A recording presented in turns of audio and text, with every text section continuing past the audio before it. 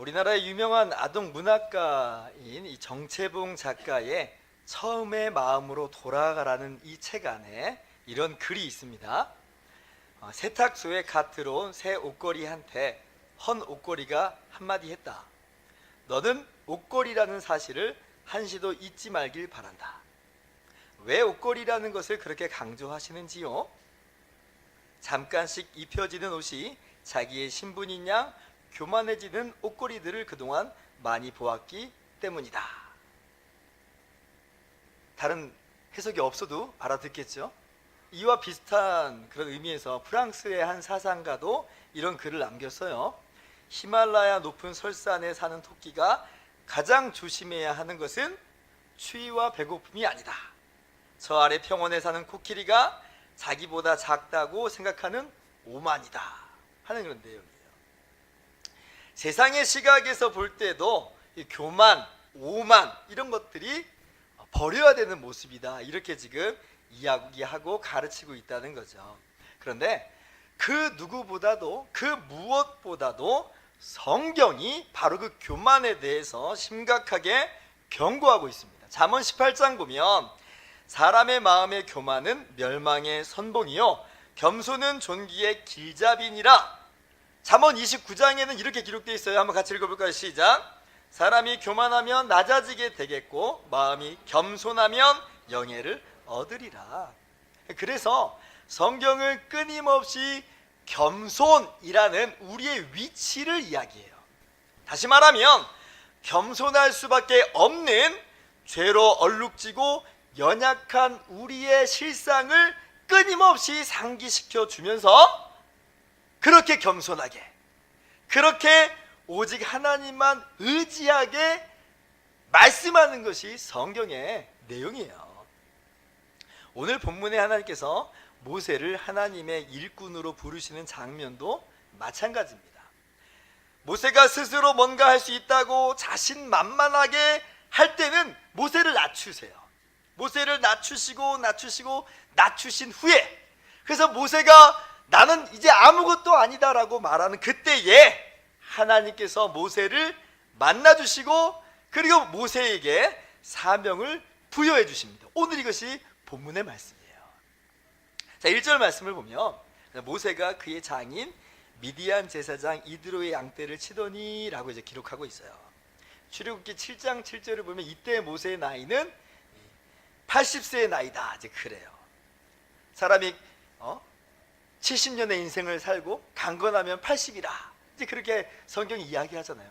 어떻게 보면 이제 모세는 인생의 마지막 시간을 지금 살아가고 있는 그런 현장이에요. 자, 그런데 이 모세의 모습을 볼 때에 얼마나 쓸쓸하고 또 어떻게 보면 누추한 모습이에요.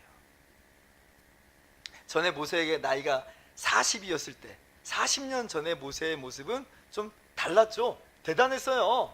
애굽의 모든 지혜를 배웠고 그 하는 말과 행사가 능하였다. 아주 유능하고 능력 있는 사람이었다, 그렇게 이야기해요. 그리고 이스라엘 사람이었지만 바로 왕의 공주의 아들로 컸기 때문에 그 신분과 지위만 따져봐도 아마 상당한 정도의 힘을 아마 가지고 있었을 거라 우리가 생각해 볼 수가 있죠. 그런 능력과 그런 신분을 가지고 있었기 때문에 이스라엘 민족의 구원자요, 중재자요, 해결사가 되고자 그런 열심과 헌신의 모습으로 일을 벌렸어요. 대단한 모세의 모습을 우리가 봐요. 그런데 그때에 하나님께서 모세와 함께 역사하시지 않죠. 지난주에 함께 보았듯이 모세의 시도는 하루아침에 허무하게 끝나버렸고 모세는 자기 생명 하나 부지하려고 광야로 도망가게 돼요. 그리고 40년의 시간이 지금 흐르고 있는 거예요. 이 40년 동안 그럼 모세가 이루어놓은 업적과 모세가 이룬 어떤 대단한 일들이 있는가? 그렇지 않아요. 전혀 없어요. 모세의 모습이요, 40년 전에 정말 패기 넘치던 모습, 그런 모습은 온데간데 없이 실패자의 모습이고 낮아진 모습이고 깨어진 모습이고 정말 가루가 된 모습으로 오늘 성경은 우리에게 지금 보여주고 있어요. 광야에서 양치는 목동이 됐습니다. 애굽의 궁중에서 살았던 그 모세가, 그 모든 지혜와 능력에 출중했던 그 모세가 목동이 됐어요. 게다가 지금 이 목동도요 엄청난 무슨 뭐 대목장을 이룬 게 아니고 자기 양떼가 아니에요. 장인의 양떼를 치고 있어요. 장인의 양떼를. 사람이 밑바닥으로 내려갈 때 이렇게 밑바닥으로 내려갑니다. 나라와 민족을 구원하기는커녕 자기의 집안조차도 제대로 일으키지 못해서 장인의 양떼를 치고 있다. 얼마나 무기력한 모습이고 얼마나 연약한 모습인가. 모세 스스로도 그래서 이렇게 생각했을 거예요. 나의 인생은 이렇게 끝났구나. 나는 정말 아무것도 할 수 없고 나는 뭔가를 이룰 수가 없어. 스스로도 아마 그렇게 생각할 정도의 모습을 지금 가지고 있어요. 그런데 오늘 정말 놀라운 일이 벌어지는데 바로 그때에 80세의 나이에 장인의 양떼를 치고 있는, 어떻게 보면 그 실패자의 인생 속에 하나님께서 모세를 찾아와 주시고 만나 주세요. 2절 말씀 보니까 여호와의 사자가 떨기나무 가운데로부터 나오는 불꽃 안에서 그에게 나타나시니라. 우리는 마침표를 찍었는데 어떻게 보면 그때에 하나님께서 찾아오신 거예요.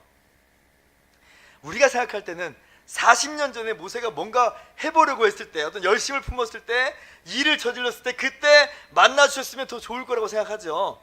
아니면 꼭 그때 아니더라도 그때 한번 실패해가지고 광야로 도피했을 때에 그때만이라도 만나주시면 참 괜찮았을 거라고 생각해요. 얼마나 모세가 그 실패 속에서 허우적거렸겠어요. 몸부림쳤겠죠. 그때 하나님께서 딱 나타나셔가지고 야, 너 진짜 수고했다. 너 그래도 한다고 했는데 야, 정말 좀 아쉽다, 그지? 라고 했으면 그래도 마음에 좀 위로라도 받았을 텐데, 근데 하나님께서는 그때 모세에게 나타나시질 않아요. 혼자서 얼마나 처절하게 몸부림쳤겠어요. 그러다가 40년의 세월이 그렇게 쭉쭉쭉 흘러가면서 이제는 그냥 다 내려놓을 수밖에 없는 바로 그 상황인 거죠. 하나님의 침묵이 40년 동안 있었어요. 힘이 다 빠져버렸습니다. 다 포기했고요. 인생에 아무런 목적도 의미도 없이 그냥 체념하면서 살고 있는 판이에요. 그런데 이때 아무것도 남아있는 것이 없는 이때에 하나님께서 모세에게 찾아오시고 모세를 만나주시고 모세를 부르시는 거예요. 그리고 말씀하십니다. 10절인데 한번 같이 읽어볼까요? 시작. 이제 내가 너를 바로에게 보내어 너에게 내 백성 이스라엘 자손을 애굽에서 인도하여 내게 하리라. 하나님이 이르시되 내가 반드시 너와 함께 있으리라. 아멘. 하나님께서 그 모세에 찾아오셔서 사명을 주세요. 함께 하신다 말씀하세요. 그리고 우리가 나중에 출애굽기를 쭉 보면 알겠지만 바로 그 모세를 통하여서 아무것도 할 수 없다라고 스스로 생각할 수밖에 없는 그 모세를 통해서 하나님의 놀라운 일을 이루십니다. 모세가 한 게 아니죠. 모세와 함께 하시는 하나님께서 그 모세를 들어서 사용하시는 거죠. 얼마나 주님 놀라우신 분인지. 그런 의미에서 모세가 지나왔던 이 40년간의 광야 생활은 무의미하다고 할 수 없어요. 이게 모세를 어떤 유능한 사람으로 만들어가는 의미에서 의미 있다 말씀드리는 게 아니에요. 오히려 모세 스스로 아무것도 할 수 없다라고 생각하도록 그렇게 준비하는 의미에서, 그렇게 준비시키는 의미에서 의미가 있어요. 하나님이 원하시고 하나님이 기대하시는 모습으로 만들어 가신 거죠. 그것은 어떤 유능한 모습, 탁월한 모습으로 빚어가시는 것이 아니라 스스로는 아무것도 할 수 없다는 낮아진 모습, 겸손의 모습으로 하나님이 빚어가신 것이고, 그렇게 스스로 정말 아무것도 아니다 라고 스스로 생각하는 그때에 하나님의 역사와 하나님의 능력은 나타나기 시작한다는 거예요.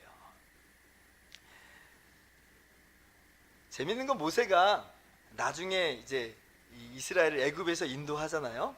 근데 그때 이제 이스라엘도 마치 모세가 40년간의 광야 생활을 했던 것처럼 이스라엘도 범죄함으로 말미암아 40년 동안 광야에서 무의미하게 그렇게 방황하게 됩니다. 아주 유사하죠. 근데 그때 모세가 이스라엘에게 한 말이 있어요. 신명기 8장을 보면 내 하나님 여호와께서 이 40년 동안에 내게 광야 길을 걷게 하신 것을 기억하라. 무의미하지 않다는 거예요. 어떤 의미에서 그러면 의미가 있는가? 이는 너를 낮추시며 너를 시험하사 내 마음이 어떠한지 그 명령을 지키는지 지키지 않는지 알려 하심이라. 낮추신 것으로 의미가 있다는 거예요. 그러면서 쭉 이야기를 이어가는데 신명기 9장 6절을 보니까 그러므로 내가 알 것은 내 하나님 여호와께서 내게 이 아름다운 땅을 기업으로 주신 것이 내 공의로 말미암음이 아니니라. 너는 목이 곧은 백성이니라. 조금 있으면 하나님께서 이스라엘 백성들을 가나안 땅으로 인도하여 들이실 텐데 그것이 이스라엘 백성의 어떤 힘과 능력으로 이룬 것이 아니라는 것, 그들이 뭔가를 잘했기 때문에 그 대가로 하나님이 주신 것이 아니라는 것을 말씀하세요. 그렇게 말씀할 수 있는 이유가 이스라엘의 40년 광야 생활이에요. 이 40년 광야 생활을 볼 때에 자신들에게 능력이 없음을 보는 거죠. 자격이 없는 걸 보는 거예요. 하나님께서 준비하신다라고 하는 것은 바로 거기에요. 그렇게 하나님께서 준비하시고 스스로 자랑하거나 교만할 수 없다라고 하는 그때에 하나님이 역사하시고요, 하나님이 일을 이루시고 그러므로 하나님이 영광 받으시는 거죠. 여러분, 이스라엘 백성의 40년 광야 생활을 여러분 아시는 분은 아실 거예요. 얼마나 엉망진창이에요. 이스라엘이 하나님 앞에서 나 어느 정도 했습니다라고 스스로 자랑하거나 교만할 만한 건덕지가 이만큼도 없는 기간들이에요. 오직 이스라엘이 가나안 땅으로 들어갈 수 있었던 것은 40년 동안 이 이스라엘이 강하게 단련되고 준비돼서가 아니라 이스라엘이 엉망진창이고 이스라엘이 아무것도 아니라는 것을 나타내 보여주시는 것이고, 오직 하나님의 선하심과 자비하심과 그 사랑으로 거저주시는 선물임을 깨닫게 하시는 거예요. 그러니까 교만할 수가 없죠. 오히려 겸손하게 주신 바 하나님의 은혜와 영광을 감사하며 찬양할 수밖에 없는 거예요. 여러분, 오늘 모세가 서 있는 자리가 바로 그 자리예요. 이제 40년 동안 아주 잘 준비됐어, 아주 유능한 사람이 됐어. 그래서 하나님께서 나타나신 것이 아니고 이제 완전히 깨어졌을 때에 허물과 무능의 자리로 가루가 돼버렸을 때에, 그래서 이제는 오직 하나님의 영광입니다, 하나님의 능력입니다라고 고백할 수밖에 없는 바로 그 자리에서 하나님께서 나타나셔서 말씀하시는 거예요. 내가 하겠다, 내가 하겠다, 내가 너를 통해서 이 구원의 일을 이루겠다. 하나님이 그렇게 선언하시는 거예요. 그러니 모세가 나중에 하나님의 놀라운 일을 이룰 때에 이것이 어찌 내가 한 것이라고 자랑하거나 교만할 수 있겠어요? 그럴 수 없죠. 이것은 하나님이 하신 겁니다. 영광은 하나님만 받으셔야 됩니다 라고 고백할 수밖에 없는 거예요. 여러분, 우리는 많은 것을 준비해야지 그제서야 하나님이 들어 사용하실 거라고 생각을 하지만 오히려 하나님의 계획은 우리하고 달라요. 오히려 우리가 아무것도 할 수 없는 존재라고 고백하면서 나아갈 때에 오히려 그때에 하나님이 일하신다는 것을 여러분 기억하셨으면 좋겠습니다. 그래서 오늘 하나님께서 모세에게 요구하시는 바는 이 하나예요. 5절 말씀 보니까 내가 선 곳은 거룩한 땅이니 내 발에서 신을 벗으라. 내 발에서 신을 벗으라는 거예요. 성경에서 신을 벗는다라는 그런 이야기는 대체로 세 가지 경우에서 우리가 찾아볼 수가 있는데, 첫 번째는 권리를 포기하고 권리를 양도할 때 신을 벗어줍니다. 이스라엘의 그런 문화와 풍습이 그래요. 우리가 작년 말에 룻기를 함께 말씀을 나눌 때에 그 아무개라는 사람이 기업 무르기를 포기하죠. 보아스에게 그 권리를 양도합니다. 그때 뭐 하냐면 신을 벗어줘요. 신을 벗어줘요. 내 권리를 주장하지 않겠다는 거예요. 포기하겠다는 거예요. 양도하겠다는 거예요. 두 번째 신을 벗는 것은 어떤 경우냐면 노예들, 포로들, 이 사람들은 신을 벗깁니다. 신을 신지 않아요. 이 말은 뭐냐면 주권이 없다는 거예요. 주인에게 속했다는 거죠. 노예는 그래서 신을 벗고요, 포로로 끌려갈 때는 신을 벗기고 끌려가는 거예요. 세 번째, 신을 벗기는 경우가 직접적으로 등장하는 경우가 있는데, 모세 후계자 여호수아가 여리고를 정복할 때에 신을 벗는 장면을 우리가 볼 수가 있습니다. 여호수아 5장 보면, 자, 여호수아가 이스라엘 민족을 이끌고 이제 여리고에 당도하잖아요. 여리고는 크고 두꺼운 성벽으로 둘러싸인 강한 성벽이에요. 근데 그때에 여호와의 군대 장관이 여호수아를 만나요. 그리고 오늘 모세에게 한 말과 똑같은 말을 합니다. 5장 15절 말씀인데 한번 읽어봅시다. 시작. 여호와의 군대 장관이 여호수아에게 이르되 내 발에서 신을 벗으라. 내가 선 곳은 거룩하니라 하니 여호수아가 그대로 행하니라. 완전히 똑같죠. 여호수아에게 나타나셔서 말씀하시는 거예요. 내 발에서 신을 벗으라. 이게 무슨 말이냐면, 지금 이 전쟁은 너가 지금 수행하지만 너의 전쟁이 아니야. 내가 싸우는 전쟁이야. 내가 하는 거야, 이 말이에요. 그래서 그 다음에 여호수아에게 주신 명령이 뭐냐면, 그 여리고성을 점령해야 되는데 여리고성을 7일 동안 뺑뺑 돌라는 거예요. 전쟁을 하고 여리고성을 점령해야 되는데 성 주위를 뺑뺑 도는 것은 도대체 무슨 의미예요? 무슨 의미예요? 지금 나무로 문을 깨부시든지 아니면 성벽을 타고 올라가든지 그래야지 성을 점령할 텐데, 성을 그냥 뺑뺑 돌아서 이게 무슨 의미가 있어요? 그러나 하나님은 돌라는 거예요. 그리고 마지막 날에 소리를 외쳐 부르면 성벽이 무너져 내린다고 합니다. 이런 허무맹랑한 이야기가 어디 있어요? 그러나 여호수아는 신을 벗죠. 그리고 하나님 말씀에 순종해서 여리고성을 돌아요. 내 전쟁이 아니라 하나님이 하신다는 믿음의 고백이에요. 그럴 때 정말 어떤 일이 벌어져요? 여리고성이 무너져 내려요.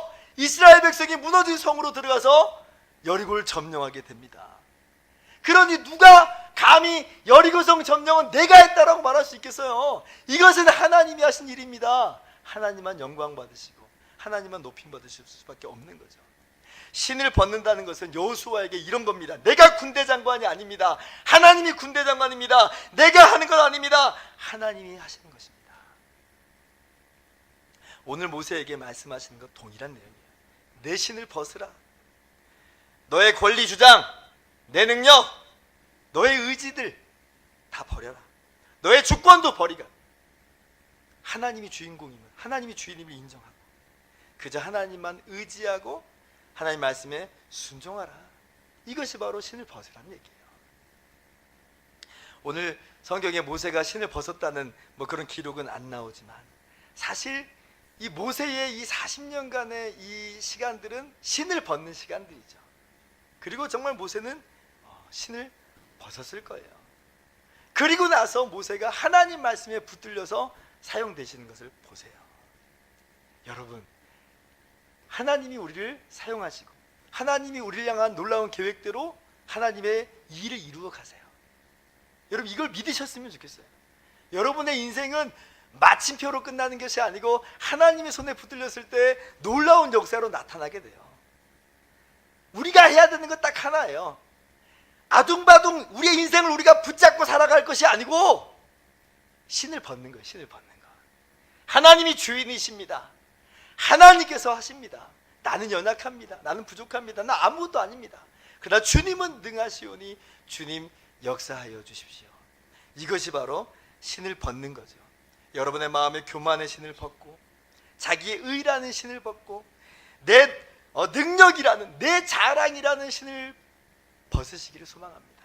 오늘 이것이 저와 여러분에게 주시는 하나님의 말씀이라는 걸 기억했으면 좋겠어요.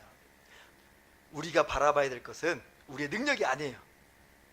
우리가 바라봐야 될 것은 우리의 비참함과 우리의 참담함을 보는 거예요. 그러나 그런 우리를 들어 사용하시는 하나님의 자비하심과 선하심을 붙잡는 것, 이것이 바로 신을 벗는 것이라는 걸 기억했으면 좋겠습니다. 이걸 다른 말로 말하면 겸손이라고 하는 거예요. 겸손. 하나님이 오늘 저와 여러분에게 기대하시는 모습은 뭐냐면 바로 이 겸손의 모습이에요. 아주 예전에 제가 읽었던 일화인데 아직도 제 삶에 정말 감명 깊게 기억되고 또 적용되는 그런 이야기가 있어요. 내비게이터 선교회 그 유명한 지도자인 론센이라는 이 사람이 있는데, 이 사람이 젊은이들에게 제자 훈련을 시키고 있는데, 특별히 이제 섬김의 종에 대한 그런 내용을 가르칠 때예요. 근데 그때 한 제자가, 전 젊은이가 질문을 하는 거예요. 섬김의 종으로 사는 것이 구체적으로 무엇입니까? 알려주십시오. 이렇게 물어보는 거예요. 근데 그 대답이 이렇습니다. 지금은 모르네. 다 섬김의 종으로 산다고들 한다네. 그러나 섬김의 종은 사람들로부터 진짜 종 취급을 받을 때에 어떻게 반응하느냐에 따라 판단할 수 있다네. 그렇게 이야기해요. 만약 정말 그가 기꺼이 종 취급을 당하면 섬김의 종이 된 게 맞고, 근데 그때에 화를 내거나 그러면 섬김의 종이 되지 못한 것이라 이 말이에요. 오늘 모세에게 나타나신 하나님께서 비슷한 이야기를 하는 거예요. 겸손이라고 하는 게 뭔가? 내가 뭐가 있는데 낮추는 것이 겸손이 아니에요. 도리어 나는 정말 처음부터 아무것도 아닙니다라고 고백하는 게 겸손이에요. 그래서 다른 사람들이 나를 낮출 때에도 그때도 여전히 그 낮춤을 인정하고 당하는 것, 이것이 진짜 겸손이에요. 겸손. 이게 신을 벗는 거예요. 이게 신을 벗는 거. 내가 왜 그런 꼴 당해야 돼? 아직 겸손해서 좀 그 열매가 다 연글지를 않고 있는 거죠. 사실 이런 모습이 우리의 삶 가운데 쉽지 않은 모습들이에요. 그러나 하나님께서 오늘 저와 여러분에게 기대하시는 내용은 뭐냐면, 내 발에서 신을 벗으라. 겸손에 대해서 우리에게 말씀하고 계세요. 우리의 인생을 살아가고 하나님의 일을 함에 있어서 우리가 어떤 존재가 되어야 되는가, 겸손함으로 나아가는 것, 이것이 하나님께서 우리에게 기대하시는 모습이에요.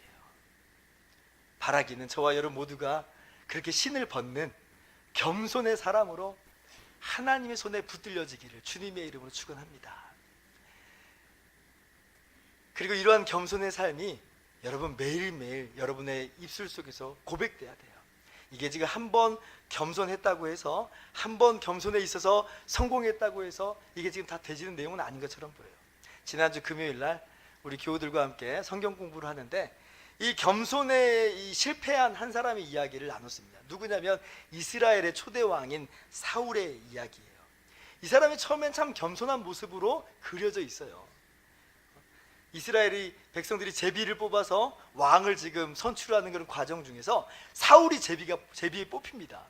제비에게 뽑혔는데, 그러면 우리 같으면 제가 제비에 뽑혔어요? 아, 참 저 부족한데 그래도 한번 좀 해보겠습니다. 내심 할 수 있지 이런 생각을 할 텐데, 사울은 그렇지 않고요.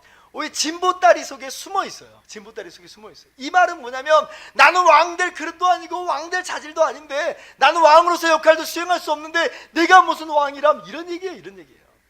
정말 겸손한 모습으로 그려져 있는데, 그런데 사울이 그렇게 왕이 돼서 성공하고 승리하고 그렇게 그의 인생이 진행되니까요, 사울의 모습이 변질돼 버리죠. 급기야는 하나님 말씀에 불순종하고 자기가 마음대로, 하나님 말씀대로 따라가는 게 아니라 자기 마음대로 그 인생을 이끌고 나가는 것을 우리는 보게 됩니다. 사무엘이 그래서 사울 왕에게 이렇게 이야기를 해요. 사무엘이 이르되 왕이 스스로 작게 여길 그때에 이스라엘 지파의 머리가 되지 아니하였나이까. 그런데 사울이 그런 겸손의 모습을 잃어버리고 자기 스스로 교만하게 됐을 때 이렇게 이야기해요. 어찌하여 왕이 여호와의 목소리를 청종하지 아니하고 탈취하기에만 급하여 여호와께서 악하게 여기시는 일을 행하였나이까.